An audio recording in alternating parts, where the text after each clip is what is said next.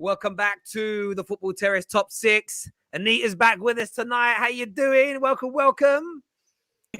Had to unmute my mic. Hey, yeah, bam, bam, bam, bam, boom, boom, boom, boom. Yeah, I'm happy to be back. Hello to the rest of you. You're not getting an intro like that, just more regularly. So hi, everyone. It's funny I say that, Anita, because I get a message about you at least once a week with someone going, what happened with Anita? Why is she no longer on the terrace? I'm like, she's just busy on Sky, busy on transfer news, busy everywhere. So yeah, Anita's doing good things, but she's still part of the terrace family. So yeah, welcome. How you doing, Danny boy? You good? But otherwise good. Yeah, I know. It's a topsy-turvy time for you, Amers, at the minute. We will get on to you later on in the show. Viewers, we've got loads to talk about today. We're going to be looking at Thomas Tuchel and the situation with Lukaku. Who is to blame? Is it Lukaku's Tim's or is it the system under Thomas Tuchel? Some Chelsea fans becoming a little divided on this conversation. We're going to preview Man United Atletico Madrid after United's sensational win and comeback and fight back against the brilliant Leeds United team under the marvellous world-class manager of Bielsa. We're talking the title race. We're going to be looking who is going to win this title, Man City or a Liverpool breathing down their necks to a point where they could collapse. We'll take a look at the Champions League fixtures as well. And we're going to have a bit of a top four debate as well, because I think the results over the past week seem to have changed everybody's minds again about who can and who will make it. But where do we start? What are we starting on tonight? What do we want to start on, people? What subject should we start on tonight? Ooh, it's a tough one. I don't know. I mean, Lukaku's there first. They're right there at the start. I don't know. You might want to, unless you want to save that one. We'll start with Lukaku. We'll end with the title race. I think that's what we'll do. I think that's the right way around to do it. We'll throw some stuff in the middle. Nice sandwich. You know what I mean? I may have to leave slightly early, so do the title race before then. Okay, we'll do it before. No worries. So let's talk Lukaku then. I want to speak Lukaku. We've done a few shows on the terrace in the last few days about Lukaku. 7 touches in a game is a new Premier League low for a player, like it is. And I mean, Sky today took the piss. Like they actually put a video out just showing his 7 touches. I couldn't believe they did that to him. That was a little dirty, to be fair, a little dirty. But I am hearing like some Chelsea fans sort of talk, and Daniel will get here soon. But like it's more the system. The system is hurting Lukaku as opposed to Lukaku being the problem. And there seems to be a lot of outrage around Lukaku. The outrage seems to be continuing. And it's either people like annoyed that the system doesn't get the best out of him or annoyed at how bad he is. But Lukaku is front and center of this debate. I want to go to Anita first on this. Like, what's going wrong with him? Is it him? Is it the system? Is it a combination of the two? Like, because it doesn't look good right now. Look, it can be both things. It can actually be him. It can be the system. It can be both things. However, it's more on him to kind of adapt to the system. I'm not hearing all of the rubbish about we need to adapt the whole system to suit one player. I get it. He costs almost £100 million. But as a £100 million striker, you come into a team and you adapt. That's what you do. We were doing fine with the system before he came in. Everyone needs to remember, before Lukaku came, even though when Thomas Tuchel took over our team with the new system, we were sat in 9th, we ended up in 4th. We won the Champions League beyond all the odds that we won the Champions League. And it's more than just the system. It's him. And he needs to kind of suck it up a little bit and just grab the game by the balls a little bit, grab the game by the balls and create the chances for yourself. Having 7 touches, right, it's not something to laugh about. Like Thomas Tuchel said, like, I know rival fans had their banter, they had their fun, blah, blah, blah, but it's nothing to laugh about. It's absolutely embarrassing. And Thomas Tuchel, he blames it on a confidence issue. There are so many strikers that come to Chelsea and have this same confidence issue. And I will feel sorry for them. I'd feel bad a little bit. But my sympathy is capped here because of the whole Sky Italia interview.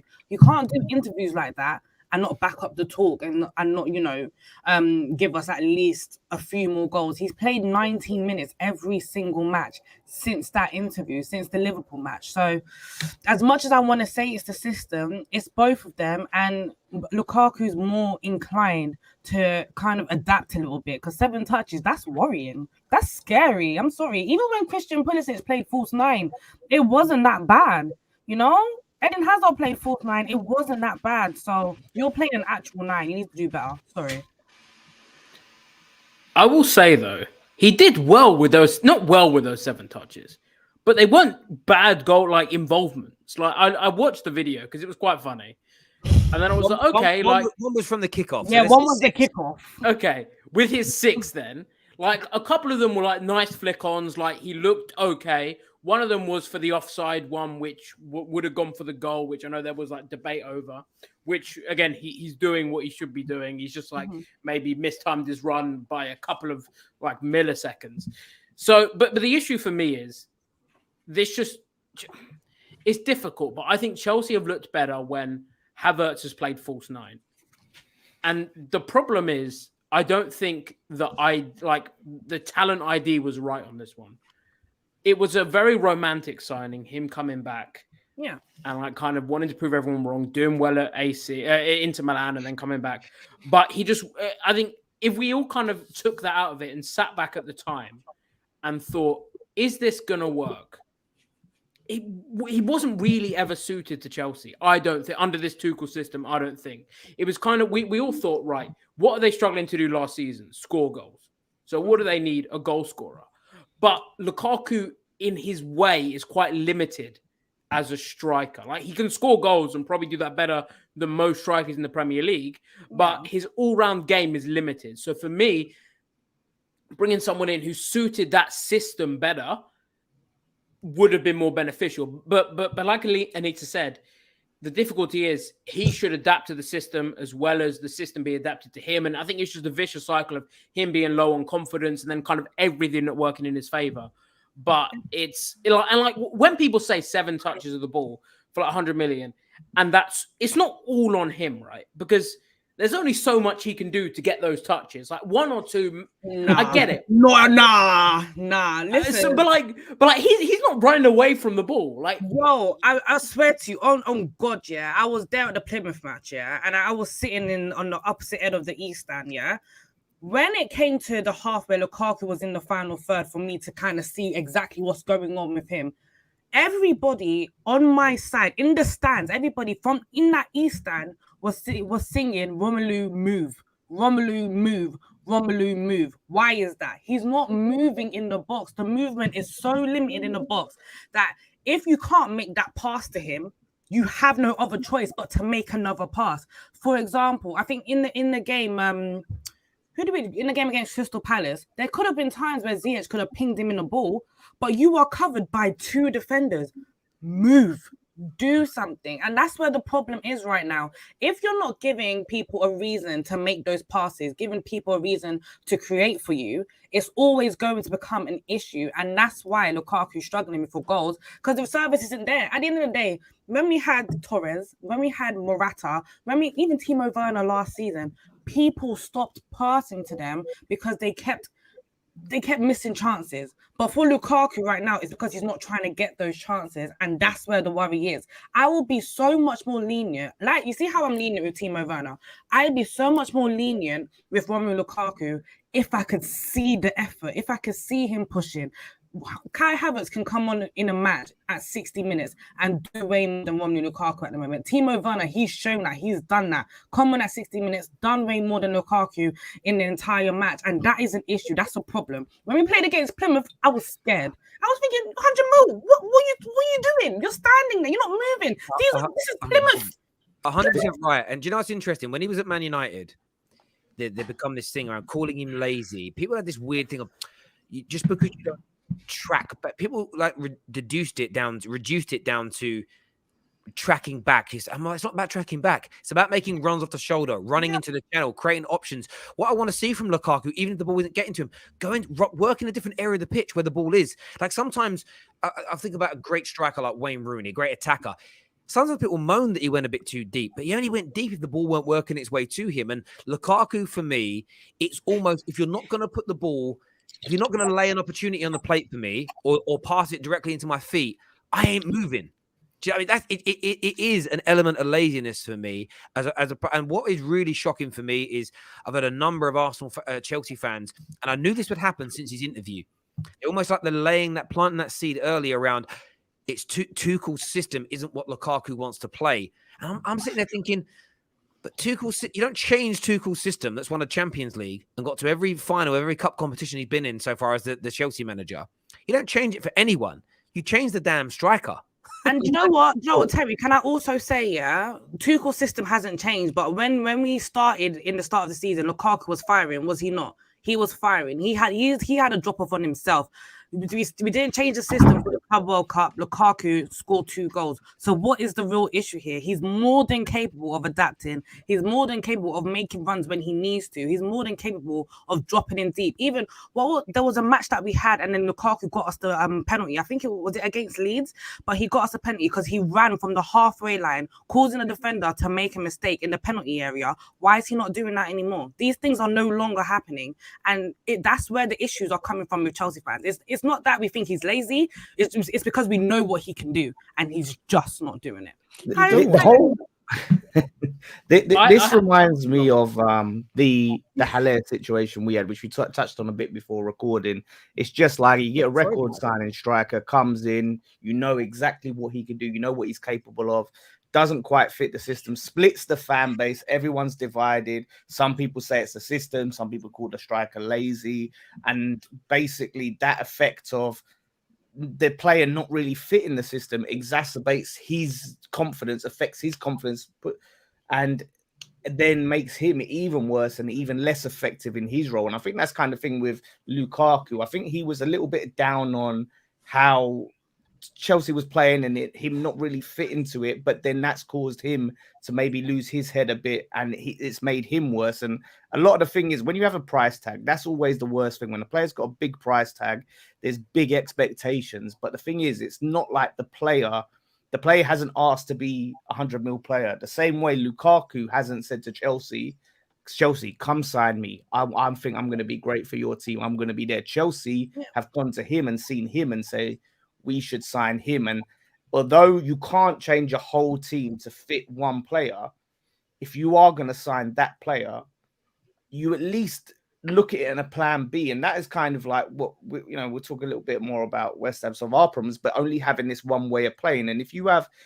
Lukaku and you go, okay, we're going to have this player, we can keep pushing him in, keep trying to make him fit this square peg in this round hole, or we can have him as an option when we need to change things up. Maybe we do change the system when system plan A ain't working. We have Lukaku and we'll build a little plan B around him and we'll try this and get the ball to feet a bit. That will help his confidence a bit. Their squad doesn't suit a change in system though. Like because at Inter he played 3-5-2. He had him and Lautaro Martinez up top. Who are you gonna do the two up top with Lukaku at Chelsea? It realistically be Werner. But him and Werner want to do the same thing. They both want to get in behind and be on the end of the thing. Lukaku's not a hold-up guy. Neither is Werner. Werner is not trying to get the ball, hold up the ball, and play it to Lukaku. He wants to be on the end of chances. So does Lukaku. I don't know. You've seen it though. Sometimes he can take the ball to feet, lean on the defender. Yeah, but Lukaku. But the thing is, think about it. How many times does he actually do it? He doesn't actually do that. If you've actually watched him enough, no, but he doesn't do anything right now. Yeah, but this is the thing. He doesn't do. Okay, look, cool. He doesn't do anything. He doesn't do anything right now. If you asked him what did he want to do, he would want to be running in behind with his Timberlands, being on the end of chances instead of being the one to hold it up and trying to create for others. That's just the way he is. They've got 4 wingers. They've got 4 wingers. So you're gonna go for 3-4-3 to a 3-5-2. And what you do with those wingers that you got now? Let me speak. Most of them can't play striker. Look, so Daniel Spector, Daniel Keating is in the house. Oh, and my client is under the scope right now. Yes, you're big 4-4. You're under the scope right now. Let me educate the masses. Let's put my client on the stand right now. Let's put him on the stand. What we are saying right now, get your popcorn out, is we need a plea deal. We need a plea deal. We need a plea deal. Nah, man. In all seriousness, look, you can criticize whether you're on the system side, whether you think Werner comes into the team and does better, whether you think Havertz does better, whether you think Pulisic does better. You can be of the mindset that we need a new striker. You can be on any side you want. All we can say is right now, it's not working. Whether it is him, whether it's his problem, whether it's a Tuchel thing. I don't personally think it's a Tuchel thing. I've already said I'm Tuchel before any player because he's shown me that his system can work. It just isn't working. Look, I don't think it's all Lukaku's fault. However, having 7 touches in the game isn't someone who cares, someone who wants to be there. Like, you know, when you're a striker and you're having a lack of touches, you will go and find that ball any way possible. Like, you'll get annoyed, you'll be like, fam, like, I need the ball. Like, you lot are really annoying me. I need to go and get the ball. Do you know what I'm saying? So that was poor on his part. Definitely not good enough. MOTD, I didn't really agree with all the analysis. I do think there have been instances this season where I don't think it's looking for Lukaku first. Whether, again, you want to blame the team for that, I don't know, innit? It depends on what side of the fence you want to be on. But Terry, look, how many times am I going to say this? I'm going to come back to what I said at the beginning of the season when everything looked rosy. I said, this team is not creating chances, and I don't know why. And we're currently outperforming. They released XG, and for the people that like stats, they released the XG stuff and actual points. We're actually overachieving in the amount of points that we have. The reason for that is because we're not scoring as freely as we should be. Yes, we went through a nice period when Lukaku was injured, but one of the things that people forget is that Lukaku also hasn't played with Reece James and Ben Chilwell this season. Again, I'm not using that as an excuse. He has. No, both of them. He hasn't. Both of them. Yes, he Wait, has. so not in a single game. He's not he played has. both. Both James and Chilwell. Yes, he has. I promise you, he hasn't. Both James and Chilwell, he hasn't. He's played with James. He's played with Chilwell. On. The defense is gonna go and look. Don't worry. Go and check. I'm going. He hasn't. But the all in all, what I'm saying is, I just think the fit isn't working. I think definitely you might need to get a new striker. I don't think that takes away from the player, because I can guarantee, do you know what's going to happen? He's going to go to another team and maybe in another league and start banging in the goals. It's not a might, Daniel. It will. That will happen. Yeah, it probably will happen. Do you know what I mean? You just have to, and it's okay. I don't see what people. I have a question. Though. He does not suit the Premier League at the highest level. He looked sick at Everton and West Brom because there was spacing behind for him to run onto, do what he does best, use his pace to go forward, bang, score goals. Now he's been forward. Now it's at United, and United fans were saying this when he signed. And now it's at Chelsea. You've seen it again. There's not enough space for him to do what he does. He's not enough room for him to do what he does. And if he's not trying to go get the ball, he's not doing anything. AJ, but there's something that what's it called? One of a respected Chelsea journalist that I actually like reading his stuff. Something that he said, and it wasn't even in defense of Lukaku. He was more saying that who is the assist or the primary assist maker of the team, because every great striker has had someone who feeds him. Even if you put Costa in this team, the argument he was making is it's not that Lukaku has been good or Lukaku needs someone to make himself good. It's the point that Lukaku hasn't been playing well himself in isolation. But even if a striker was playing well, who is feeding that striker? He said if Diego Costa is playing in this team, he might score more than Lukaku, but he's definitely not scoring 20 goals. And I don't think so. When Havertz played up front this season, when Pulisic played up front this season, they were both starved as well. So I just think, as much as Lukaku definitely has been atrocious, has been poor, we can't excuse or turn a blind eye to the fact that we're currently not flowing as well as we should be. You see, that's just a bag of rubbish. By the way, they played together Aston Villa match, but to be fair, isn't that the only good game Lukaku's had? Isn't that the only good game? It wasn't even that one. He didn't score in that one. They didn't play together. Timo Werner that scored. They did play together. Team Aston Villa, which game? Because at home, It was a cup Chilwell game, wasn't man. there, and It away. was a cup game. It was a cup game because Chilwell was in one of the cup games, and so was Reece James, and Lukaku played. But anyway, No, that's not true. check it, then check it. In fairness, didn't you play a back four that day? So like Chilwell and Reece James. So like Chilwell and Reece James then is slightly different to like if they're playing in a 5. Either way, Daniel. Well, the defense said they've never played a single game. You said played. The key word, sir. Look at when I'm a need to Pearson, baby. He said Premier League. He said in the Premier League in the small print. Hold In on, the small Lewis. No. I swear, what boys? I'll be boys. I actually said Premier League as well. Who, me? Yeah, what happened? I thought we're boys. You know my name's Louis, right? I thought you Lewis this whole time. That is why you ain't boys. That is why you all ain't boys. And Are we boys? Not anymore. Say nothing. No. Terry did it too. To be fair, it's fine. Yeah, that's why I call him Lulu, because then I know I'm not going to get it wrong. Lulu. I thought we ain't boys like that for me to call him Lulu. No, we are. We're all boys. We're all boys. Yeah. No, but even at that, systems have changed for Romelu Lukaku. Regardless, systems have been changed. We've gone from a 3-4-3. We've gone to the 3-2-1-3, whatever. We've gone to so many systems. We're now playing 4 at the back as well. Still not working. What's the problem? What is the problem? Because we can no longer blame systems because we've tried different systems. We can't blame the people around him because when Lukaku wasn't playing, 4-0 Juventus, 7-0 Norwich, what is the difference? What's happening? Do you regret signing him? Not there. I don't regret signing him. Even though I agree with you, please let's not be bringing up the Norwich game. I agree with you, but we beat them 7-0. Like Arsenal didn't do it. Arsenal beat them 1. Havertz didn't score, by the way, and didn't get a big chance. Yes, but that's fine. That's fine. But That's fine. My attack isn't against Havertz. With Havertz, we're on the same page here. Yeah. But my thing is, we create the chances. But my thing is, we create the chances. Last season, we were all complaining, saying we create too many chances. There's no one there to score the goals. Now there's someone here to score the goals. We're not creating the chances. And in my opinion, in my humble opinion, right?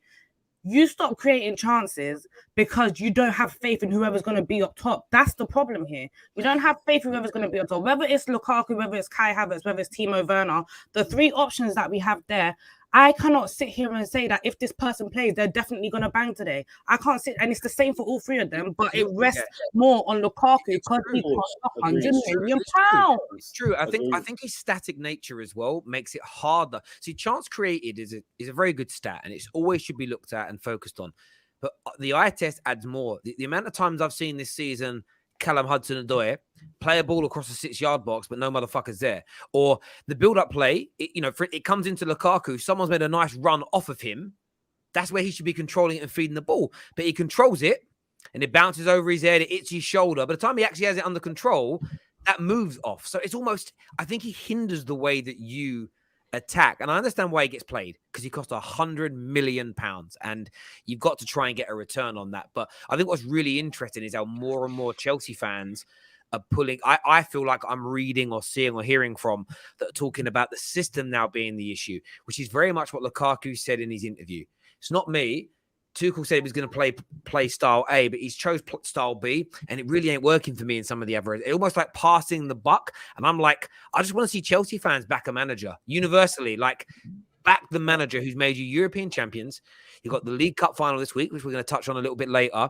World champions, and Agal, they are proper world champions. That ain't a friendly. Like, actually stand by him and back him. But Lukaku, I think you said it right though, Dan. He doesn't want to be there. He don't want to be there. And Terry, I said it. I literally said, what's it called? Fam, I'm not like. It's even weird. The guy was playing like he was playing himself back into form before the interview came out.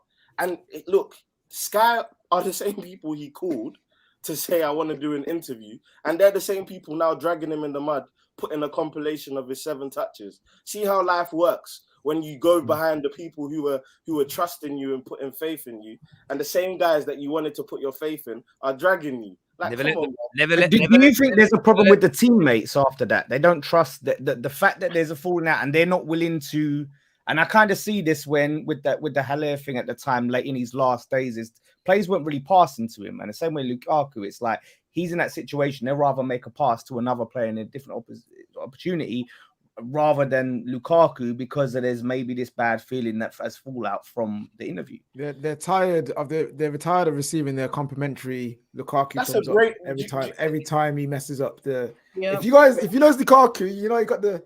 And No, that's but why Ziyech is getting more reception now. People are now starting to pass to Ziyech a bit more. yeah, So you look at that. chill with Look, I want my apology for Hakim was Ziyech. dead. And He was I dead. want my He was apology dead. He for was Hakim dead. Ziyech. I'm ready for my apology. It's going to be intriguing to see how this plays out for the rest of the season, because I think he makes Chelsea worse. I think he brings the mood down, and the summer's going to be interesting because all the reports are, you know, the likes of Kinsella and other very respected Chelsea journalists have all sort of said Roman is going to back Thomas Tuchel. So it's going to be interesting to see Broja come back. Maybe you going in the market for another striker. It's going to be very, very intriguing indeed. Viewers, I want to know what you think the issue is in the comment section below. Lukaku, is it the system? Is it a bit of both? I want to hear from you. Now, we are going to preview the Champions League a little bit later in the show. The comment here, actually. Okay. Don One here says, Liverpool trash FC in the mud. United, the banter club of Manchester in the mud. Manchester is blue. Lukaku FC in the mud. Bottleham Topspur in the mud. And Arsenal are the best club in England. That was very interesting. Well, thank you, Don One, for that super chat, my friend. The title race, though, guys and girls. The title race this weekend was set on absolute fire. Tottenham Hotspur pulling off, I have to say, probably one of the biggest shock results I've seen in the Premier League in a long time. Not because they've got a good record against City, and City have been beaten at the Etihad. I think they've been beaten there on a number of occasions in the last 3 to 4 years. United have even done it. What I thought was miraculous was how they did it after the equaliser in the 92nd minute. Yeah. Still 2 minutes of time added on. I don't know about you lot. I was watching the game thinking City are going to win this now, because they just Spurs' head would go. They'd collapse. I thought, I'll get my title ready. Bottle Job FC back again. And then Harry Kane turns back up, scores the goal. Liverpool, I heard the screeching from Anfield. From the Scousers everywhere. I heard it. Louis, I understand you were over the moon. I was a Tottenham fan. I was a Tottenham fan that day. I was very happy. But the question is, the title race is definitely on. All right, we know the title race is on. You win on Thursday. You're 3 points behind. Are you going to catch City? That's the question, Louis. I want to hear from you now. The title race is on. There's no debate. Are you catching City? Will you win the league? I don't know. I don't. Listen. Okay. I will say this: if here we go. I don't know, man. Listen, if it stays the same as it is now, like the difference stays the same, and then we go and beat City at their place, it's done. It's done. Stop talking like a vice principal, man. Say something serious. I don't know though. Like listen, my heart. I know what you're doing, Louis. For 2 or 3 weeks on this show and in and around, when you were 9, 12 points behind, it was like, we can catch them, we can do it, don't write us off. Now the pressure's actually on for you to deliver. Yeah. I don't know if we're going to do it. No. Now. Because the thing is, on. if I said this weeks ago, none of you would have remembered. So I wouldn't be catching any this wouldn't be clipped. But then if we don't do it, you'll all remember this. I don't clip people. But now we're close. Don't we know you love to clip people, Terry. But now it could happen. Like, listen, all I'll say is we've lost 2 games in like 40 games. Like we're doing well. When we now got depth, we've now got people thank God, injuries are looking good. Listen, I genuinely think we've got a very good chance. City are great, but I think they've proved that stuff can go wrong, but who knows? How am I? Fuck off. All I'll say is, look, we will win either the Premier League or the Champions League this year. So you could have One of said the that from the get-go. You He know was you just that. dancing around. No, I was bullied. yeah. I was bullied. I was bullied into it. I was bullied into it. You were Right, so you don't believe that? So you don't believe? No, you're gonna I win the do. Premier I do. League I was Championship? bullied. Listen, I think we're gonna win. But I think we're gonna win the quad. But I'm not gonna say that out loud. Wait, No, wait, Why? what? I'm joking. so I'm joking. confused. I'm joking. I'm joking. No, don't cover your tracks now. Yeah, You're in yeah, your half you of said the it. court. I baby. think Liverpool Oh. end the season with one of the domestic cups, which listen we'll do on Sunday. Okay. I like that. I And like that. and one of the Premier League or the Champions League. Okay.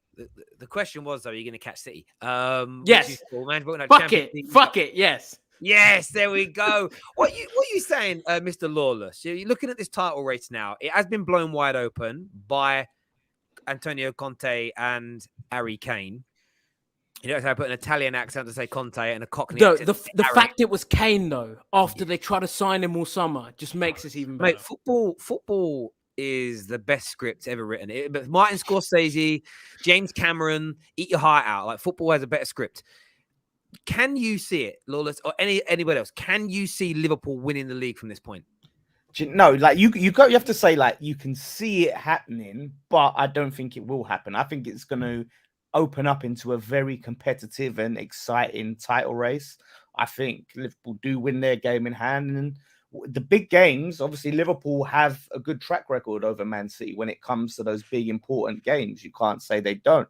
There's an opportunity there that they win that game and they give them hope, but there's something about that composure of Pep Guardiola and Man City of when the heat's on, they end up being able to just put that tunnel vision on and just, you know what I mean, go and get them results. Like in the Champions League final last year. And that's the thing. They do have, like, the Tottenham game. They do have. You had to throw that. It little is. dig at Hey, me. you- Come on. Shade when you got knocked out early. Yeah, What? come on. Luke. Oh, we had no centre half. Oh. Don't get it twisted. Don't get it twisted. go. We would have spanked you guys in the semi-finals. Oh, Yeah, please. Ah, no Yeah, injuries. Oh, So we got the same fucking squad that we did last year. This whole thing has just proved me right. There was no issues at Liverpool apart from the fact that we had no centre halves.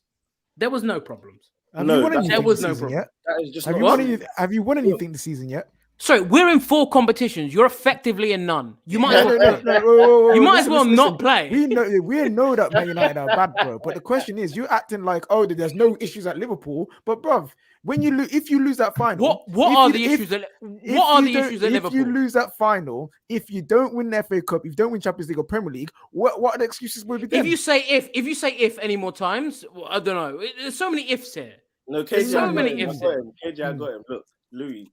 The thing is, yeah, with Liverpool, is me personally, I do not want them to win the Premier League. I do. can't see that again. I don't. I'd rather Man City. Look, man, people need to understand that it does not burn me when Man City win. It actually does not. Do you know It what? will Do you know never- what the thing is? No, because there's no one on socials to say anything. And that probably is the reason. But what I'm saying is, with the Liverpool thing, the same questions that Tuchel is facing now with system. After we won the Champions League, we've seen a couple of injuries now, and now he's having questions of system. Is the same thing that was happening to Klopp. Being able to adapt. He was facing that When? last season. He was last year. They were saying Klopp can't adapt his system. That was Because one of we the had main no things. centre halves. Let me work. I'm actually in your corner right now. Go on. Yeah. I'll let you land. So yeah, they were saying the same question. So this season, one of the tweets that I mentioned after the Inter Milan game was Liverpool played badly, but were able to make 3 top quality substitutions, which I don't think Klopp in his whole tenure has been able to make, which makes them very, very legit candidates to topple in City, especially with the rotation. Imagine Jota is out and they've still got 4 legit options for their 3 spots up top, which is a big thing for them. But I think Man City right now they're one of the best front runners right now in the world. Like, catching Man City is a very difficult thing to do. And Lawless, you said Liverpool show up in the big game. I think Man City are the ones who show up in the big games. If you cast your mind back to the Etihad where it was like a big game, Man City beat them. I think it was 3-2. One of the best games I watched. I think Sane was the winner and that one. I can't remember. No, 2-1. 2-1. 2-1. Yeah, 2-1. Couldn't remember. But so, like, when it comes down to the big games, when it comes down to it, I see Liverpool dropping points more than Man City, in my opinion. But we'll see. Do you know what I find interesting about it? Do you know what interesting there, Louis? You and a lot of Liverpool fans have done this for a year now. You take the criticism we give your team and squad like we're reviewing West Brom or Burnley. When we said like there's issues at Liverpool, we are talking very much about the inches needed to win leagues. We're not talking about finishing in the top half of the table, finishing in the top 6 of the table. The question was, do Liverpool have enough strength in depth to win the Premier League? The fact that you dropped in total, once you pay everything, if he hits the heights you want, up to 60 million, 57, I'll be very specific, 60 nearly 60 million pound for a player in January, tells you the extra depth was needed. So the do you need more has been answered by Jurgen Klopp and FSG buying some. If you didn't need him, you wouldn't have bought him. Now, you could have argued you were going to wait until the summer, but you all know since he's come in, he's looked excellent, Diaz, and he's given you an extra dimension, even in starting games or off your bench. And it's very, very important. I think that's been a big spur for people. But everybody said if Liverpool's squad stays fit throughout everything, that you guys could compete. What everybody was talking about in the summer was nobody had any idea how Virgil van Dijk would react after coming back. And you brought in Konate, but he was very young. And again, one of the question marks was he's got a bad injury record. How is that going to stand up? Sometimes people take questions over, I'm not sure because I want to see these 2-3 things first before they take that as an insult. And it's very normal. It's like when you sign a player that's been brilliant in Holland. I want to see how they adapt to the Prem before I start saying they're going to score 50 goals a season. That's not an unkind or unfair thing to say. But of course, I agree. And this is what's happened all year. You haven't had any major injuries this year. Thiago being out for a period of time cost you a little bit because you lose a little bit of control in that midfield. Yeah. But your main players, Mo Salah, Van Dijk, Trent, your goalkeeper, Alisson, as an example, Fabinho, have been fit and played for the majority. Even Matip hasn't really been injured this year, which is a rarity.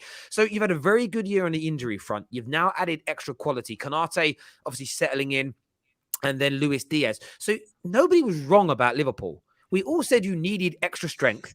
Konate is the player that you didn't have at the beginning of last season for the area. And now you've added that extra attacker, as in Luis Diaz. At the same time, you haven't had the major injuries, which would have been exposed if they'd have happened and you hadn't have bought those 2 players. So you've covered all the bases that rivals said you needed to.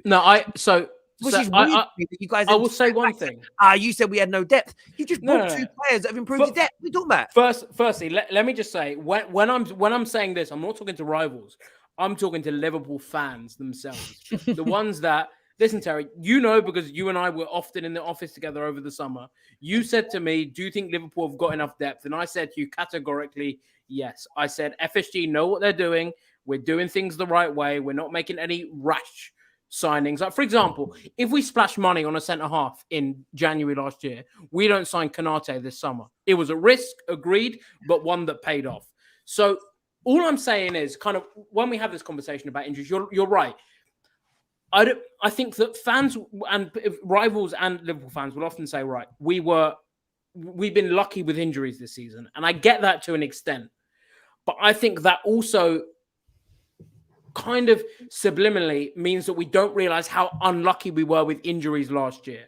Like, it is borderline ridiculous to have your 3 players in a certain position out, along with then Jordan Henderson, who became the 5th best kind of option. All I'll say is, if Man City, for example, didn't have Diaz, didn't have Laporte, Stones, and Ake all in one year, we'd all be kind of saying, right, like, they're going to struggle. Any team's going to struggle. I don't think they drop as far as you did, though. You went from title winner, to we top finished 4 third. ranks. We finished third. But come on, that's it'd be great that's disingenuous to for that third. Well, how's it disingenuous? Because if you look at it, for the most of that season, you spent outside the top 4, and you ended up in the top 4. And we were only talking about the last couple of games where you really went and cemented that third place. The actual competition between like 3rd, 4th, 5th, 6th, it was very tight. So you were still miles off the title. Agreed. Yeah, but any team's going to struggle. City didn't have. City didn't have Laporte for a season, and that was the reason. Do you know what, Louis? And of course, they didn't have Diaz at the time as well. So they were missing that in that area. Yeah, like no one's denying that your injuries don't play a part. That was the point of saying you need the extra strength in depth, because with Konate now being there and now Luis Diaz, if you do get a couple of injuries, you've just got that extra amount of bodies there. And what we were talking about when it comes to Liverpool, the majority of people said the reason why you got a lot of third and fourth place predictions for Liverpool this year is people assumed you'd probably have a few more injuries than you have had. Equally, we all thought Chelsea were going to be better than they have been. But, you're definitely punching not above your weight. You're doing better than many people expected you to be doing this year. And I think you've got an absolutely great chance. And one of the questions I've kind of got, if Liverpool were to win from here, would this be because of how good City are, would this be the greatest ever comeback in a title race ever? They were 11 points behind 4 or 5 games ago. Would that be the best comeback? What about the one Man City done on Liverpool? What was it? Was it 2018? We were 9. When they got 91 and 90 points, something like that. Gerrard's one. Yeah, that was good, and it was like. What about was it Man United and was it Newcastle back in the day? Yeah, I think that was about 12 points. I think, but then my point is Newcastle. They were nowhere near as good as City are. My point is 11 points behind. And also, you catch him. That's mad. I'll say when you say points this year, it's very difficult because of the whole COVID situation with games being cancelled. When you say, like they're 12 points behind, but we had I think 2 games in hand at that stage. That's 6. So this stage, when it comes to 12 points, when it comes to points and saying the difference, it's very hard to judge of who's where. I just think that it's two of the best teams the Premier League's ever seen, and I'll quite happily say that with confidence. So I think it could go either way. And I don't both teams will probably finish on 90 odd points or high 80 points. I think Liverpool. Go on. No, but like we said, Louis, though, I think what it comes down to is, us guys who have been able to live in the moment, we can always appreciate this Liverpool side. But at the end of the day, if Klopp only wins one Premier League, it's not one of the greatest sides. It's not. No, I agree with that. I will agree with that, and I think Liverpool are in a situation where. And I'm sure you guys could agree with this. We should have won more titles than we have. That's why Trent was salty. It's no they weren't trying to disrespect. No, of course, won more. Of course, and we know, and he in as many words said that we should have won more. We should have added to the one Premier League, one Champions League, and I think this year we will. It's good to start with the domestic cups, but again, I don't. It's not to say I don't really care, but no one's going to sit there and be like, we're now one of the greatest sides ever because we won a League Cup. I think if we win the Premier League or the Champions League but it helps. It helps your case. It does. But if I said to you guys, we had this conversation this time next week, and Liverpool, if we do win the League Cup, it won't change your guys' argument. But if we're sitting here in May and I'm we've won a Champions League or a Premier League, that would drastically change. Yeah, Louis, it's on reflection. Basically, you've got the chicken with no seasoning, essentially. You know what I'm saying? Whilst other teams don't even have any chicken, so you should be happy. It's the thing. And the thing is, right now, we have all the seasoning in front of us, right? All the seasoning is there. We just need to make sure some of the seasoning lands on the chicken. Yeah, by the end of the season. This is the weirdest analogy I've ever heard, but I hear you. I hear you. I think it's what is good though, and I'm happy it's happened, is we've got a proper title race on, and City. I'm intrigued to see how City respond to this, because I still think in City's heart of hearts, I think they're more focused on the Champions League than they are the Premier League. Listen, they are.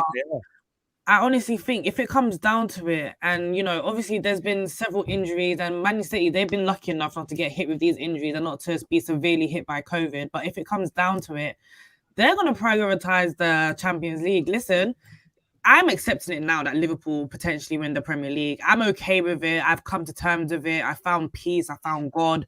I'm all right.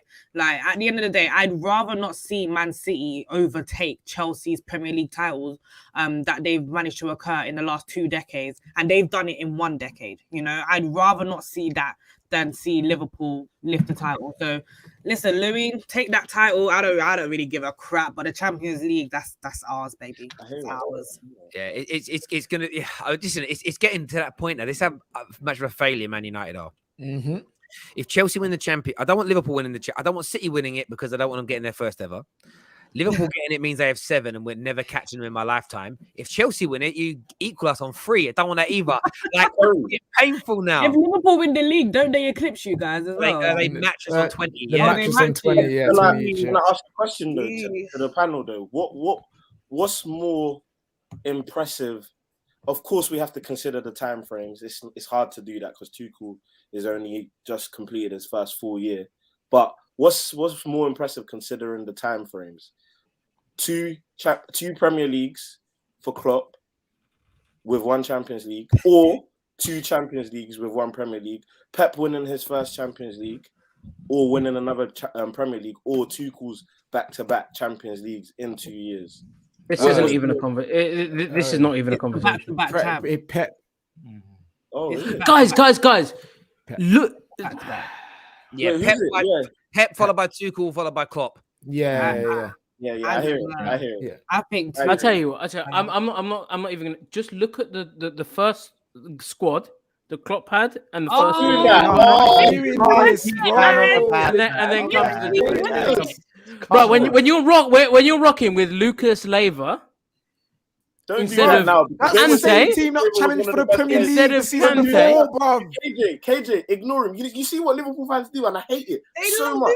They're ready, to throw all these players, the quality players, in their tough times under the bus because they're seeing greatness right now. That is poor from you, Louis. Who? And They weren't saying that at the time. Hang on. You weren't saying that at the time. Hang on. Yeah, we were. Yeah, you weren't. No, you weren't. You man were. Bro, we had Ricky Lambert. We had Ricky Lambert. You guys, I remember the Ricky Lambert era. You lot wanted him, like you lot cried for that guy. Wait, when you signed Adam Lallana, you man were gasping at Adam Lallana, bro. It was a love story. No. Revisionism. Listen. Calm down, everyone. Take a chill pill. All I'm saying, Louis, we're talking about time frames here. The time frame that Klopp has had to just get like the 1 Champions League and 1 Premier League is a lot longer than what Pep has done in he's dominated the league and got it 4 or 5 times potentially. Yeah, Tuchel's come in. You use the first year to just assess the league and Tuchel's come in. Yeah, no, I agree. Tuchel's come in, got the Champions League already. Based on that, Louis. So based on that, Liverpool's success in the 80s, they didn't win as many trophies as Everton did. But because Everton, smaller clubs, smaller budget, and had to be built up from a much worse position, because obviously what Bob Paisley took over from was a lot better than what the Everton manager at the time did. Everton's achievements in that period are better than Liverpool's in. So it's very different because of no. If you listen, like Daniel says, let me land, and then I'll land, and you'll realize you're about to land in poo-poo. But go on. Listen, when you're comparing Klopp and Tuchel, it's because what they've won is very similar. So you can get to that kind of finite differences. Well, it is very similar in the sense all the trophies he's won with Man City versus 1 Premier League. I said Tuchel. Oh, Tuchel, officer Pep. Never mind, my bad. No. But Louis, I want to go back to Pep because you just said, wait. We're talking Pep versus Klopp here. That's what I thought. I thought we were talking about Pep. I'm not that bad. He said No, because I have heard Liverpool fans say that what Klopp has achieved is better than what Pep has achieved. Yeah, same. Because I don't think people also take into consideration how difficult it is to go in there with a big checkbook and the expectations that brings. And I think it's two very different challenges. And I don't think Klopp would be able to do what Klopp would be able to do what Guardiola does. And I don't think Guardiola would be able to do what Klopp does in kind of in their kind of the rebuild and the checkbook manager. And I think both are skills. And to say that someone's a checkbook manager, it's not an insult. It's fact, but it's a very difficult skill to have. So Chelsea's a good example of you can't just throw a checkbook at players. No, Man United is a very good example that you can't throw a checkbook at it, bro. Because we've been doing it. At least we pay for by winning trophies. United can't even win a trophy. We can't sniff one, bro. Can't even sniff one. It's not even win. It's not even win. It's compete. You don't Mate, even it's get true. close. We're awful. We're absolutely Oi, awful. the closest we It's come to awful. is the Europa League, and we're sunk by a yellow submarine, bro. That's how Oh, peak it is. Like, We're a club that never won a trophy in its life. But no, listen, we know how bad we are. It's, you know what I mean? We know. Comment here says, not at all, Terry, as clubs were more equal back then. Even clubs which came up could challenge for the title. People say that things were equal back then. The Man Uniteds and the Liverpools in those eras had the bigger fan bases and earned more money and was still the most dominant side, really and truly. I understand again, and no one gives Man United that pass with their dominance in the 90s. It was always like you bought it, you had more money. Listen, Liverpool have been a powerhouse for a long time in the UK compared to the Villas and the Forests and the Evertons and Arsenals that were competing in the 80s as the better teams. Liverpool were the powerhouse. They were the biggest club, huge global fan base, even at that point. So I disagree. I politely disagree with you on that, my friend. Carabao Cup final, though, this weekend. We're not going to touch too much on it because there's two big games midweek. You got Champions League for Chelsea, huge game for Liverpool against Leeds. And you obviously don't want to take your eyes off the weekend, but what is more important to you both, beating Leeds and beating Lille, or silverware on the Sunday? There's a second leg. That's simple as there's a second leg. The most important thing right now is winning that final. And that's my personal opinion. No. I think Premier League. I'm always yeah, whatever. I'm talking about Chelsea. I don't care about you. No, it's okay. I know you guys in different situation because you're not competing for the Premier League, but or the Champions League, really. But go on. If you don't win that game, write us off again. I like That's it. all right. No, if you don't win that game in hand, Louis, Terry, bring him back here. I want to drag him by his ear. No. And if I wake up with a six-pack, I could go on Love Island, but it's not going to happen. So there's no point thinking about it. You better hope. I'm saying this is gonna get clipped up big time. No, in all honesty, though, I do think, for me anyway, as a fan, look, I want to see us win. I'm gonna be at the finals, my first final as well, watching the team. Fake fan. You've never been there from the beginning. These lot know how hard it is to get tickets for a final, so you just have to thank your lucky stars. Do you know what I mean? But so like, it's important to put in a good performance because yes, even though it is the Carabao and the scene is probably the least of all the domestic trophies, however, it is silverware nonetheless. We've seen the way Man City have dominated that trophy, and we've seen what kind of boost it gives them as well. Like, no one can dispute the fact that it always gives them a boost. So we can only hope that if we win it, it can give us that same boost. And look, Chelsea have always been about winning trophies. When have we not? So why not add another one to the cap? It's less so about who we're facing. It's more about the fact that we're in the final. So you go into that with the mindset to try and win. And I really want to win the final, man. It'll be good to see us win a trophy this season. Or another one this season. If you could pick one, Louis, beat Leeds or beat Chelsea, but you can't beat both, which one are you picking? Beat Leeds every day of the week. That's fair enough. Every day. Like, it's the bigger trophy. As I said, it comes down to it. And I want it, like, yes, I know it's short-sighted to, like, that's a guaranteed trophy.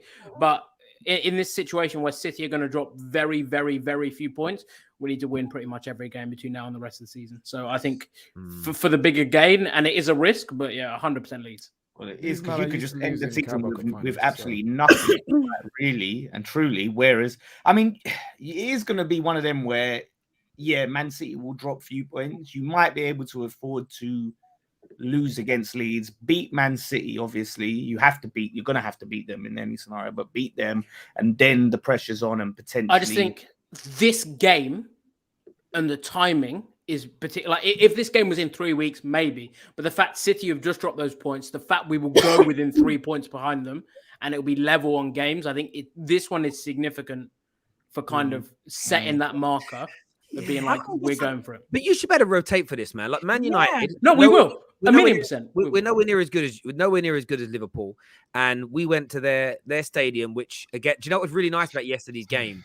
is a new generation got to experience Leeds versus Man United at Ellen Road. The noise is like, there's very few games that generate noise like that, but people ain't experienced it for like nearly 2 decades. We were able to beat them, and barring a mad 3 minutes where like they scored a fluky goal and Bruno was fouled, like we scored 4 against them. So you guys should be able to rest Mo Salah, rest 2 or 3 of your star players, and still beat them at Anfield. You know what I mean? I agree. Do that with ease. And Plus, we rested against. Plus, you already said as well in another show that games in hand for clubs like Liverpool are guaranteed 3 points, didn't you? So you shouldn't be worried at all. No, I'm not really worried. If they play remotely like they did against you, we could ship 5-6 past them. They were pants. Like they were so open, and they just play into how Liverpool want to play. Sorry. But no, all I'll say is. Louis the funniest guy. He's so funny. I love him. How am I funny? It was just like a little bit of shade that was just dropped. Like, No, of course. But we rotated against Norwich already with like giving the fullbacks rest, giving Fabinho rest, giving Thiago a fair bit of rest. So yeah, I think we'll rotate again and kind of have like a little bit of a cycle, and then go into Chelsea, hopefully with Jota back, and then we'll. Don't you think Diaz will start though? Because he's looking serious. Like he's looking. And you know what? This is again a good situation to have. Where I don't, as long as Salah starts, I don't really mind who the other two are. Against Leeds or against Chelsea? Against Chelsea. It has to be Salah and Mane. I think the other match, the Premier League match, that should be when Lewis. I agree. I agree, and I think I think if everyone's fit, it's Mane, Jota, Salah. That's what I do. Yeah. That's what I do. I think you just go for goals. But yeah, I'm confident. The main thing is Thiago and Fabinho there. I think if they both start, there's absolutely no chance we can. If you win both that Leeds game and the final, the momentum is going to be on your side in a big way. That's a hell of a lot of momentum. And all I'll say is that we have lost 2 games all season in all competitions. Like it takes a lot to beat Liverpool. Yeah, I mean, how many games have we lost this season? We lost 3 in the league, and then what competition have we lost in? Anita? Did we lose in the champs? Yeah, you lost to Juventus, You lost to Juve, and Zenit. We didn't lose to Zenit. We didn't lose to Zenit. It wasn't 3-2 in the end. It was 3-3. So we lost 4. Yeah, look at you. Yeah, Daniel. I mean, not Daniel. Sorry. Lost to West Ham in the league. Let's not forget. Hey. I'm about to say. Hey. You lot drew to the new money men of the league. You lot always let us down, man. When top 4 is in your hands, just let us down all the time, Dan. Well, we shouldn't be counting our losses this season, Terry. We've lost too much. Yeah, don't about our losses, man. Can I just say about this comment here? I'm not saying like it's not important to win the League Cup. I get it, but if anyone says that they sacrifice like a Premier League game over a League Cup final, they're lying. See, I think it's the language. I don't think it's sacrifice. Yeah. I think with a squad as good as you sit there and make out, you should be able to. I'm saying what you should be like saying. No, we don't need to sacrifice or drop. Our squad is thick enough and deep enough to rotate. So that we're fit for both and win both. I'm only saying that because you told me we could only win one, so I'd sacrifice the League Cup on that one. question, but as a general rule. I think we'll win both easily. Easily beat Chelsea. Big claims there, people. Big claims. They're not playing well. They're not playing well at the moment. They're not playing well. You're forgetting that we're royalty in cup games. Like that's our bag. We like a final. We love a final. Okay. That's our bag. I'll see you Sunday. Yeah, Klopp's lost a few finals as well. That's a point. I remember Jurgen Klopp used to be. He's he used to struggle, isn't it? Yeah. You're saying. No, I get that. And I know, listen, the viewers saying, Terry, you asked Louis that question. No, I know that. But okay, when you ask a question like that, you then expect like a full answer. He was just waiting for the clips, guys. He was just getting me for the clips. It's one of them. Like, come on, you expand on the answers. But I've seen a lot of Liverpool fans like that, where it's sort of like, I'd rather the Prem than the League Cup. I'm like, you're good enough for both, man. So you can win both. No, of course. I think we can. I think it's just when people throw out kind of hypotheticals, like you did, like that situation. People will choose. I totally get that. People will choose the Premier League. But I just say before the finals, we make sure that all of Chelsea's players' mums are out of sight, so the Liverpool fans don't do anything dodgy, innit? What's this about? Oh yeah, some Liverpool fans punch Phil Foden's mum in the face. Yeah. No. They were from. Hang on. They were from Liverpool. Oh, one day Liverpool You're fan. trying to say the Everton. Oh, sorry. This Londoner over here sitting here supporting Chelsea, is he? No, I didn't realize that the geographical location of where you come from had to. Maybe they should just hide them from Trent. Yeah, but Conspiracy. There we go.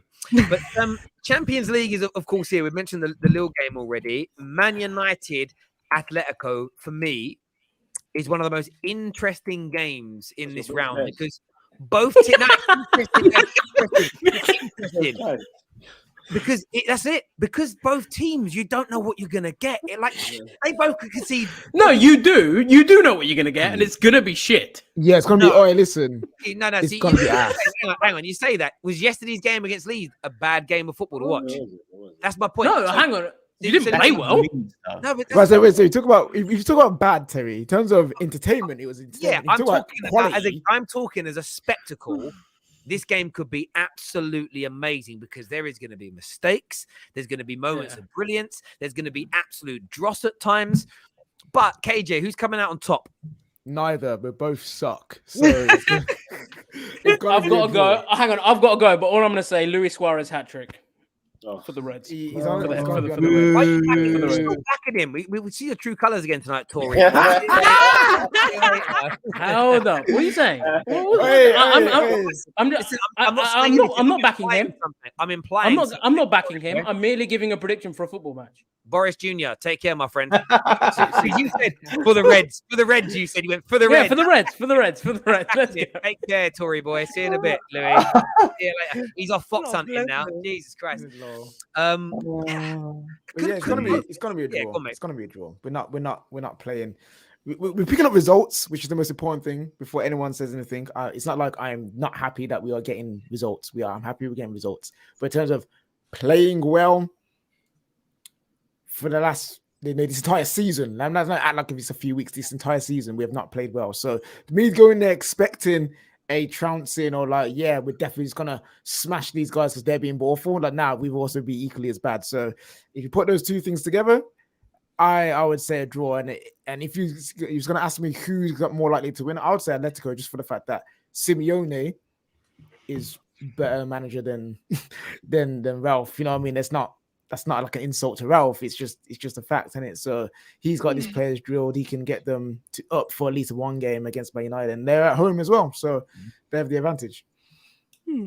Yeah, I think it's one of them. Like Man United have been so inconsistent this season, and where Leeds, I mean, it's a great result for Man United, and you've got the whole derby factor vibe of it, but Leeds can be such an open side, and this game is going to be different. I think this could be a struggle. This could be a tough game for Man United. I think it's going to be, I know we're not throwing out predictions, but I can see Atletico winning this 1-0.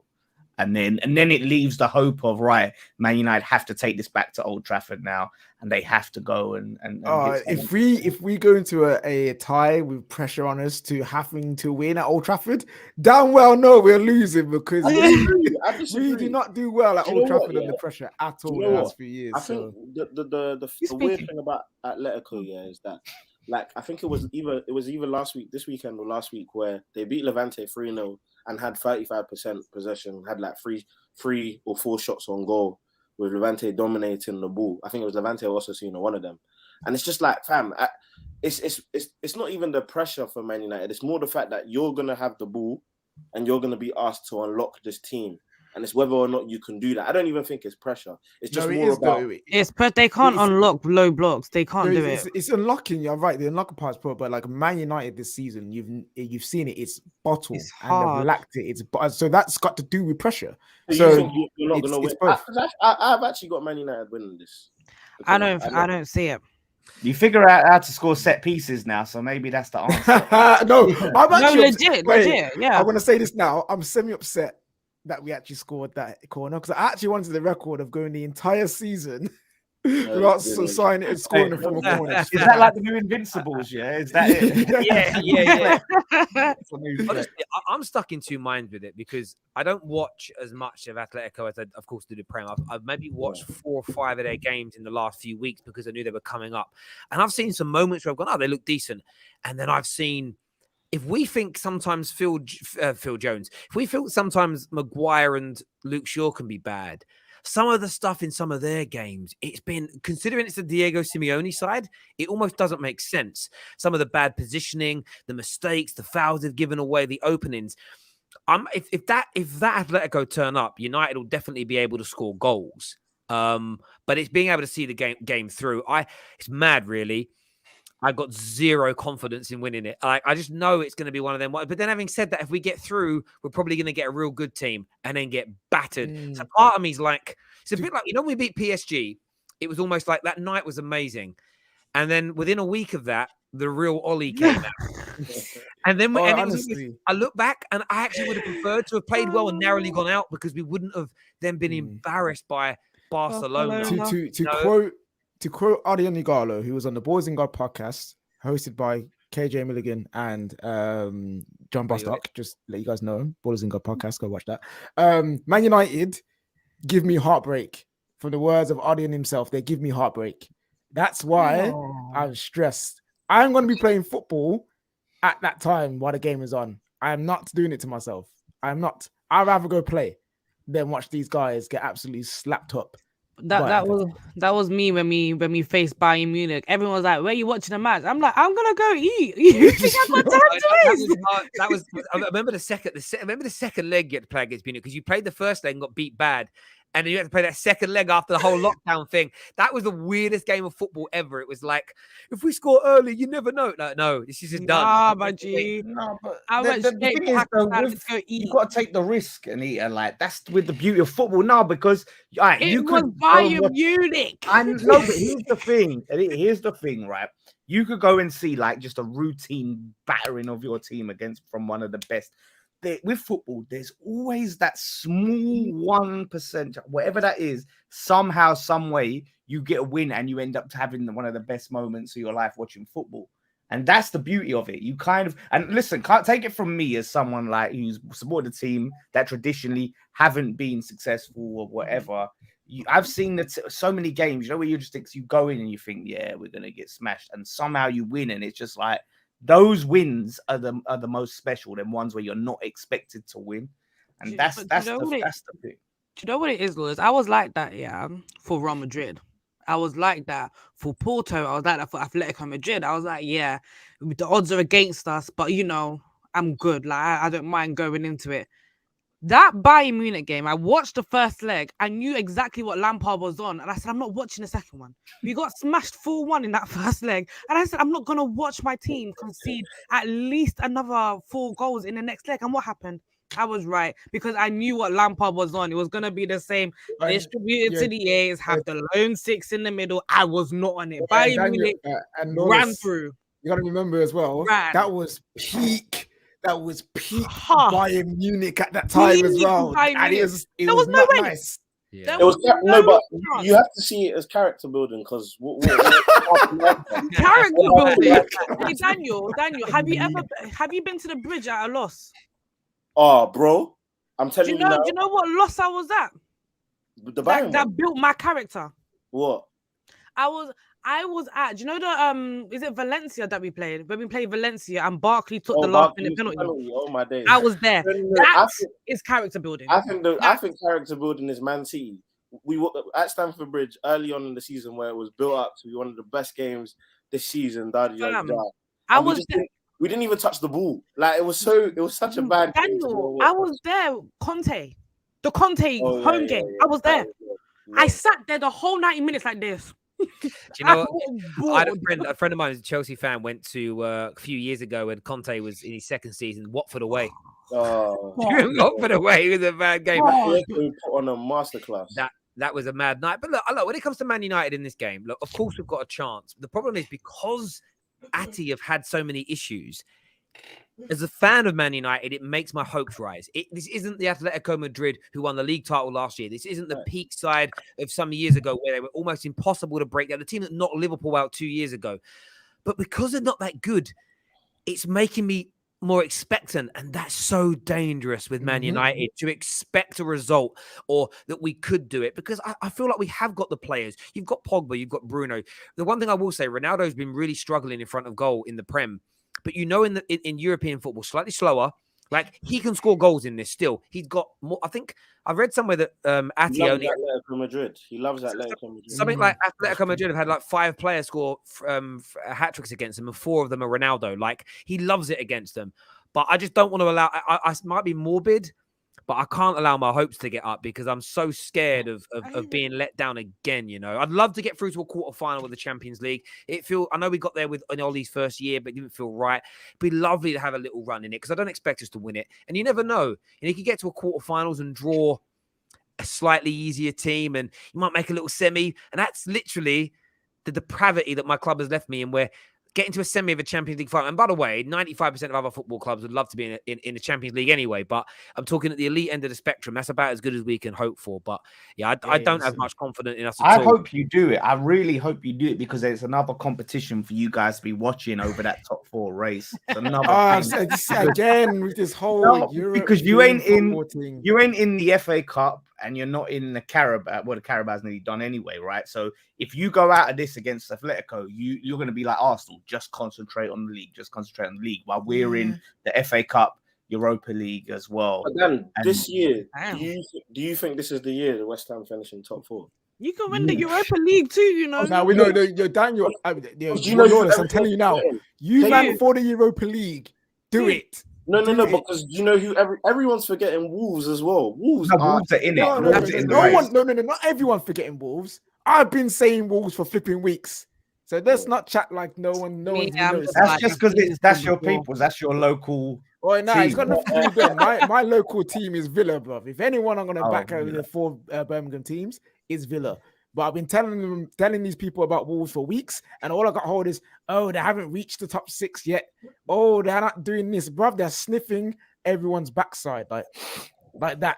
You know what I mean? So literally, top 4 race is mad. Like, Spurs lost 3 on the bounce. Everyone's saying Spursy, they beat City. Now there's confidence. Arsenal fans are the ones though, like Arsenal fans, but some of them are being weird. Like, we saw AFTV get like attacked yesterday because he was crazy, but he was funny. The lad doing the whole like, we've got the best youngsters in the world, did a little bit of a homage to man like Heavy D, and all these like weird Arsenal fans who are always positive were like angry that he was being positive, and I'm like, he basically reading your tweets.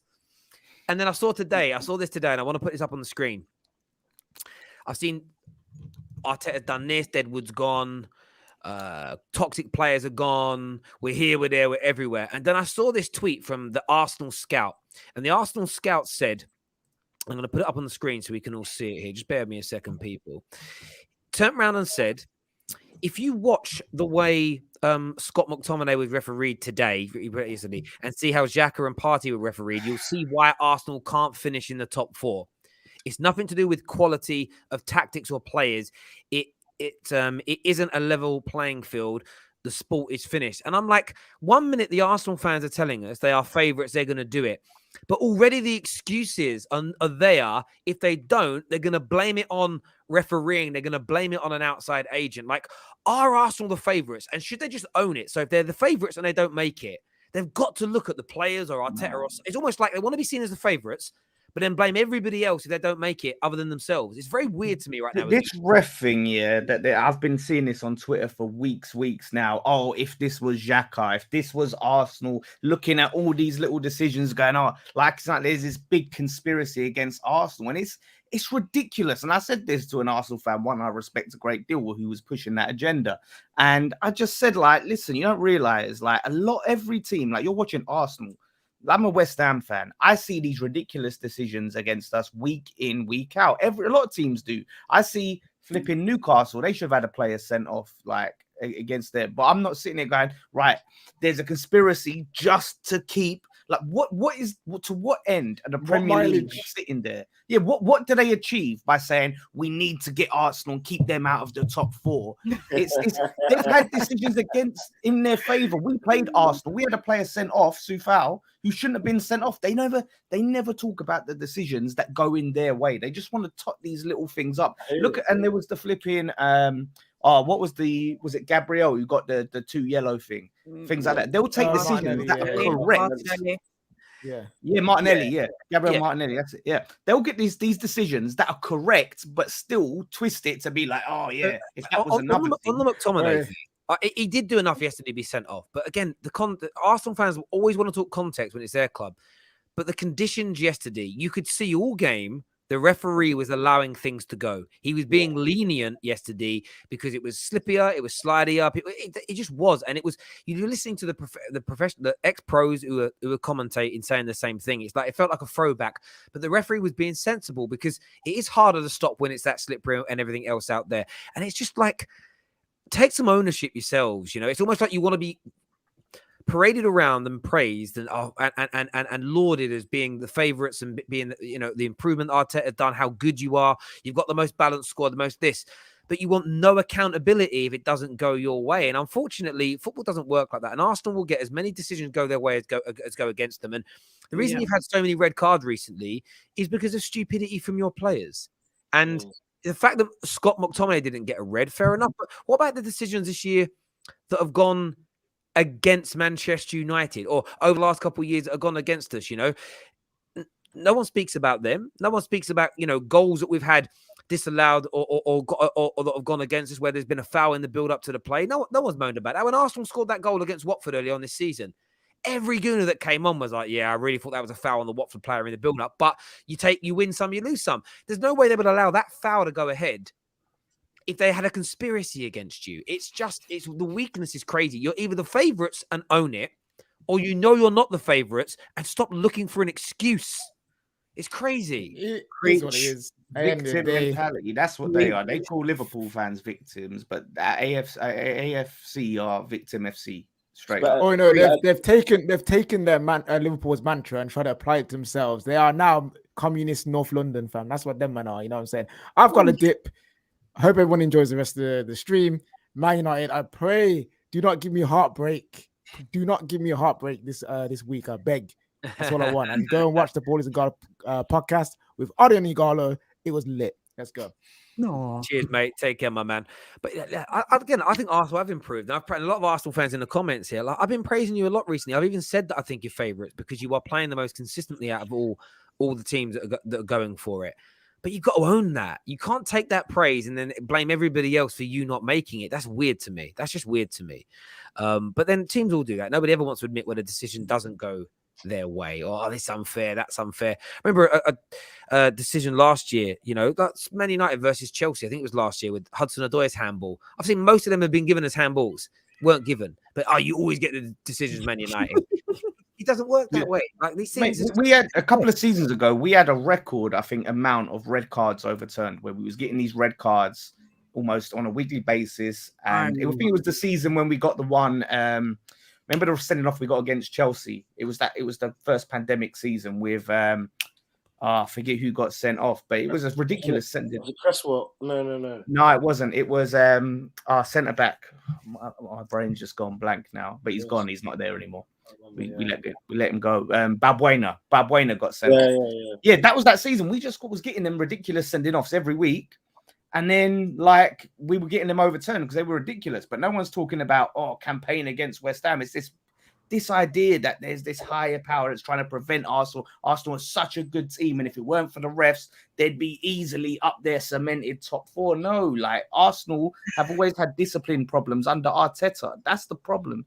Didn't they ask Arteta about how he solves the discipline, and he goes, "No, we don't practice discipline in training or something like that." They've got to just look to management and kind of understand that the red cards are coming because they're just not patterned enough. That's just it. The problem is they're actually genuinely good now, but they don't know how to act. That's the problem. No, they know how to act because when they win and no decisions go against them, they know how to act. No, but I'm talking about in the wider context of this is one of the first years where even me, like, who I've been very critical of Arsenal. In fact, me and Dan are in a group chat, and we always say, "Oh, they always do this. They always hype themselves up to let themselves down." I actually genuinely believe this year they're involved because they're playing consistently. They've got young players who are hungry, who are scoring, and it just seems a bit effortless. Like even that Brentford game, if you watch that game, they should have won by way more than they did. Like they deserved to smash them. So like for me, even I'm like, raw, like Arteta's got them playing to a tune. Come on, that's the same Brentford who's been losing every week, though. Let's not build that. No, fair enough. Still, they still should have won by In more. terms of consistency, if you look, they showed, I think it's the points since October or something like that. Arsenal are like third or something. I think they're third, yeah. Behind obviously Man City, Liverpool. Then you got Arsenal. Then you got Man United and Chelsea on joint points. So they're playing well. They are playing well, and the decision things. If they were trying to keep Arsenal out of it, when Man United, I mean, Maguire got given as offside a few weeks ago for standing still and a player run into him, which is mad. And then Pogba's little knock in the back. Like, if these conspiracies were real, decisions would not go against West Ham. They wouldn't go against Tottenham, and they wouldn't go against Man United because the conspiracy has to. You have to do everything to make Arsenal not make the top four. It's a madness to me. But did you think West Ham has still got a chance, though, Dan? Like, because a lot of people are writing you off. No winning four, I think. And obviously, you don't have the squads compared to the others, and you're not fancied. Do you Hammers still think you've got a chance of making it into the Champions League? Yeah, look, first of all, I don't think there's a favourite, by the way. And this is why I think we've got a chance. I don't think there's a clear favourite because I think every single team show inconsistencies. Every single team are capable of putting on a run and then that run falling apart. Now, we're in a situation where since the turn of the year, we've been playing badly. Somehow still picking up points, but we've been playing very badly. And it's all on whether Moyes can change things, can switch things up. Antonio he's been a shell, man. He's been a shell of what we saw earlier in the season. The guy is a striker. Well, he's a winger who got converted as a striker, and he's acting like he still wants to be a winger. The guy just drifts out to the wing all the time, and that's causing us issues. When you've got your only sort of striker at the club and he's not in the box where he should be, to be on the end receiving end of chances, that's a problem. But thankfully, we've got goals all around the team. That is our saving grace this season. We don't rely on Antonio for goals because we can get a set piece, we can get a Bowen, we can get a Ben Rama. So as much as at the moment after the Newcastle game, we had a big. There was a bit, I don't want to say meltdown because that's what people throw against the people that are critical of Moyes. But there was a lot of upset over that performance. And you would have, at that time, if you would have asked us, you would have been like, it's done. We're finished. And you look at Tottenham game, that was all the results went against us. And Tottenham got points that they shouldn't really have got. And that's a big deal for them. But we know that they're capable of losing some games that they should win. Same with Arsenal. Arsenal, their team hasn't. We talked about Liverpool, Man City really not having injuries, not really having big injuries this season. Arsenal, they haven't really been tested like that with injuries this season that they potentially could be getting. Oh, the start of the season, though. Start of the season. But like that was like the first couple of games. A lot of teams, like players, were coming back, and there's a lot of international duty hangover and things like that going on, and but they've been able to, for the most of the season, have game after game after game after game after game of having their best 11, right? Whereas a lot of us have had to deal with the odd injury here and there. So what I'm saying is, if Arsenal, and this is with spots and maybes, but there's every chance late into the season when you start to get those injuries at these points, that could derail the whole thing. So there's no. I think you might be wrong there. I think Partey's been injured for a large part. Xhaka was injured for a large part. Tomiyasu was injured for a large part.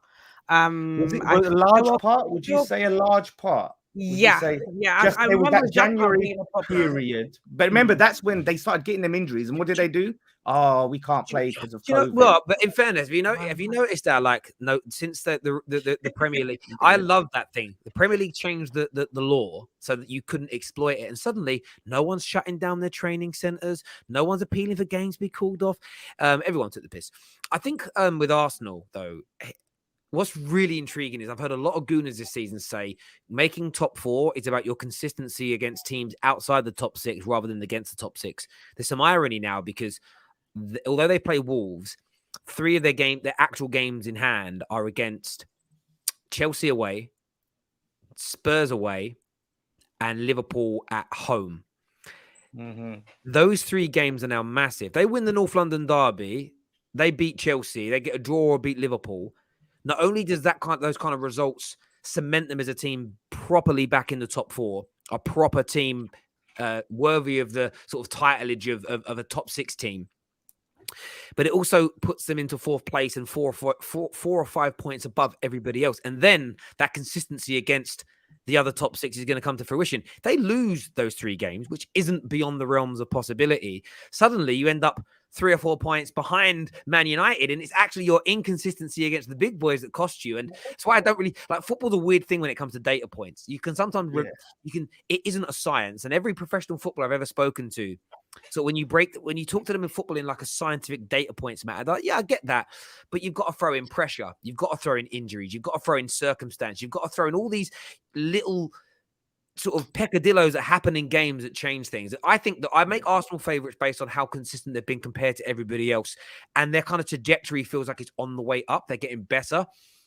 But I just don't know, though. Wouldn't it be interesting now, out of all of these, Wolves do it? We keep saying these teams, and then it's Wolves. It won't happen, right? I do It's think not going to be Wolves. Yeah, it'll be one of Arsenal, Man United, West Ham, and I have West Ham. Like, it's not even malice or anything. Dan knows this. I just think that when it comes to sustaining it, and when it comes to the pivotal moments, that West Ham always struggle to keep it together in the last moment, and I just don't see them doing that this year either. Especially, I think you have a lot of games coming up as well, don't you? Yeah, I personally think we're going to get knocked out of the FA Cup against Southampton. I don't think. I can just see Southampton are in such a good run of form at the moment. The way we're going, and if we're sort of keeping eyes on the Premier League, and then Europa League's coming up soon. We've got our draw this week, I think. I can't see us, so we're gonna have that. But depending on how far we go in, West Ham versus Barcelona. Yeah, get me tickets. Go on now. What will be annoying for you is Barca are slowly getting better. That's the crazy thing. They're just Aubameyang's hit the ground running. Like, I'll be worried about me tickets, bro. Comment here. We'll have to talk. Says Kerry is biased. So I'm a Man United fan. I know you're an Arsenal fan, MJ. So I'm a Man United fan that says you're the favourites, and I'm being biased because very weird comment. Nice try. This is what we were talking about. This is what we were talking about. Deflecting. Yeah. You say they're the favourites, and then it triggers people. You say I think United will finish in front of you. You trigger people. It's either own it or jog on, bruv. Like it is what it is. But this is the victim mentality of all the fan channels are against us, all the media, all the pundits are against us. No one wants Arsenal to win. The refs don't want Arsenal. The Premier don't want Arsenal. No one. Everyone's against us. It's that mentality. Well, and this is how you know that mentality is there with some fans, because when a rival says I make you favourites, you're just setting us up to fail. You just want to say that so you can say that we underachieved, we didn't make it. Okay, then I'm saying they're least likely to do it. Yeah. Why are you saying we're not likely? You're not recognizing our brilliance. I think some fans live in this world where what they actually wish for is that nobody other than Arsenal fans that share the same opinion of them spoke about Arsenal, and everybody else just stays quiet and watches. It's like, I'm sorry to tell you, that's never going to happen on any subject in any walk of life. Like, people are going to speak. And when it comes to football, there is no safe space on conversation when it comes to football. Football is football. It's for everyone. Hush your gums. The breath stinks. Listen, everybody that's tuned in, a massive thank you to each of our super chat here. He says, Dan, do you think West Ham should focus on the Europa? From Tarek. Yeah, I think that's the one we should go all out. If we have to prioritize one over the other, I think that's the more likely route. Depending, obviously, what draw we get, that's the one. Like, go all out in that. See what happens in the league. I will say to Daniel's point earlier about he made a good assessment. Obviously, the pivotal moments sometimes but I do think you've got to recognize that we have been in the top 4 and now we're 5th, so in and just outside for most of the season. So there is that level of consistency there that we've been able to hold that for a long period of time. Do you know what it is, though, bro? I totally get that, and I agree with you. And I think West Ham have been very, very impressive. And of course, like, if I was a West Ham fan, I'd be saying the exact same thing as you, like totally saying in and around and whatnot. But then when like, especially with me being a neutral, like, at the end of the day, like, there's no disrespect to West Ham, but it's going to be interesting to see as a neutral what West Ham are capable of doing. And as a neutral, how I'm looking at it is just, I just think in the pivotal moment when it comes down to it, if a team needed to qualify for the Champions League and win 3 games on the bounce, do I think it would be West Ham? I'm not sure. Do you know what I mean? Do you think, though, Daniel, right, the fact that we've been playing so poorly for this period of time since the turn of the new year and picking up these points, wins here, draws there, which is obviously 3 points is better than 1, but we're still picking up points, we're still staying there, that there's that chance when we do change gears, when we do flip it on and actually start putting in the performances to go with that, then that's going another gear to get there. And United fans can say the same thing because they've been saying they're trash for God knows how long, but they've still managed to pick up about 26 points in, like, from the October period. They picked up more points than Chelsea. I've forgotten what the time frame was that they showed that I saw, but they picked up more points than Chelsea in a certain period. I think from the Christmas, I can't remember in it. But so, like, Man United haven't been great, but they're picking up points. Arsenal, I think their off the field issues though is what's going to hold them back. I don't think so. I don't know. I'm not sure, man. You have basically West Ham. Yeah, I have to see it to believe it. It's going to be interesting indeed. Everybody that has tuned in, sorry, my screen is just frozen mine, so I can't stop anything right now. But thank you to everybody that has tuned in to the show today. It's been great having Anita back on, Dan Lawless, of course, Daniel as well. Louis and KJ already had to shoot off. Make sure you smash that like button before you leave. We're back tomorrow with more content, straight facts with me and Lee Gunner, and of course the match reaction to Chelsea versus Lille in the Champions League in the evening. Until next time, people, take care. Goodbye. God bless.